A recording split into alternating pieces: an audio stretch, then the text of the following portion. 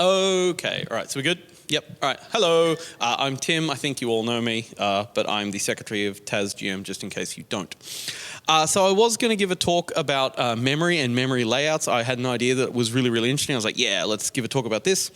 But none of my code was working last night when I was writing it all, and it turns out the C# actually rearranges memory quite intelligently. It does a really good job. Good job, C#. But it meant my code examples weren't working, so I'm going to have to come back to that later. So instead, I thought I'd talk a little bit about the industry survey that we did recently. Or rather, we ran the survey a while ago. The results came out recently. So we ran a survey this year. I believe it's the first survey in Tasmania to ever look specifically at the games industry by itself. And I thought I'd talk a little bit about the results of that. So we got back 51 responses to that survey. Now, I don't know if anyone's ever run surveys before, but for a population the size of Tasmania, getting back 51 responses is amazing. That is an enormous response. We're very, very, very pleased with that number of people. So I just really want to point out getting back 51 people to fill in a survey is fantastic. For comparison, IGEA's survey last year was 97 responses. Those 97 responses do cover around 1,200 people. If you do some bad maths where I'm sure stats people are going like, no, Tim, don't do it, you divide out by populations. That's actually roughly the exact number of people we'd expect to get for Tasmania's population. So, yeah. The more interesting thing here, I think, personally, is the breakdown of where we got our responses from, rather than just the raw responses themselves. So the main two that are really out of proportion is Hobart and the Northwest.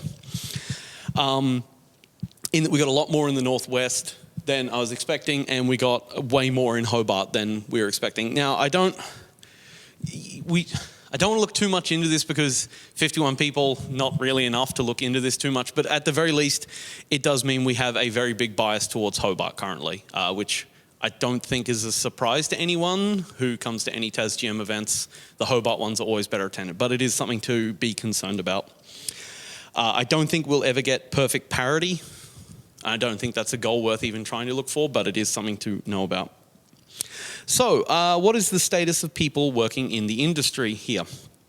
So, probably the biggest takeaway, and the one that surprised me the most from the result, is about 60% of the people making games in Tasmania are being paid to make games. So they're not just making games as a side, it's actually something they make money from, which is fantastic. I think everyone was very pleased by that result, or I was.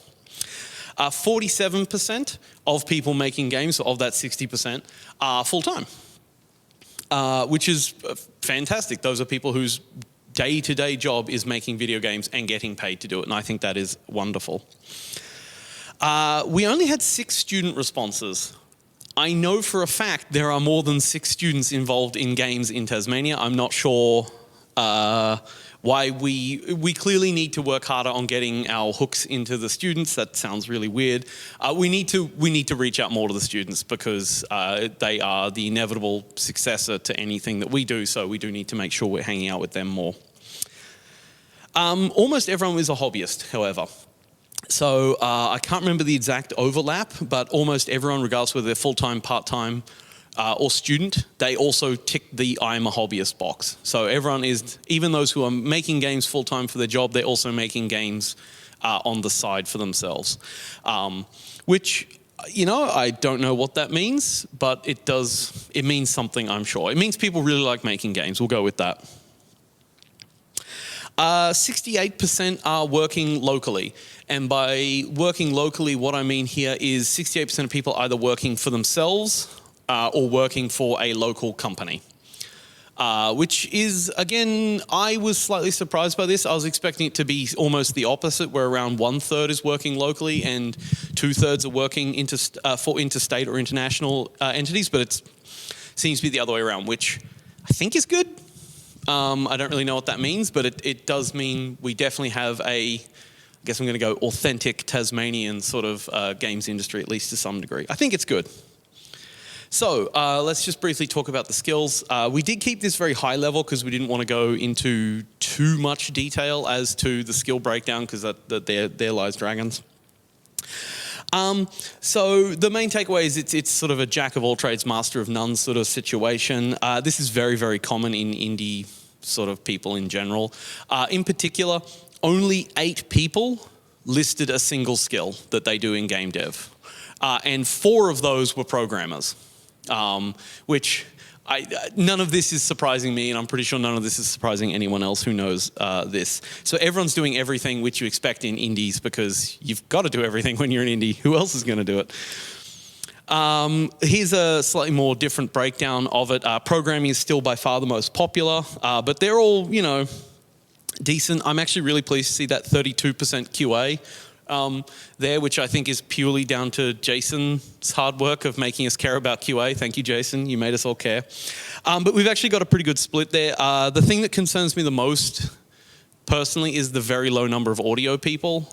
We have almost no people working in audio or working in music in games in Tasmania. And it's not to say that you can't have audio or music in your games, but it means you're very likely going to be hiring externally, or we're missing them in the community. So that is something to be wary of and try and find out. Very good chunk of writing as well. So to sort of finish up, I kind of want to go with what does this all mean? Where do we go from here now that we've got this results? I don't know. This was sent out to our members, hopefully, so you can see a little bit around the community that we got. This is for us to try and work out some things. There's already some obvious areas where we need to improve. In particular, students, we need to sort of do more things that are applicable to students.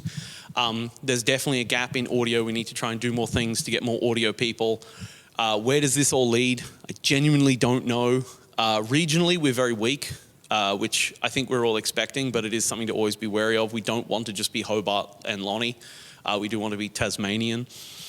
But I do think overall it sort of speaks to there is definitely the beginnings of a Tasmanian games scene to some degree as to what that means. There's definitely a lot of people, far more than we thought, making games, doing everything, getting paid, even if it's just a little bit, to do things, making games in Tasmanians, by Tasmanians, for Tasmanians, which I think is important. More small games made by people who care about something local is always good. So that's my entire talk.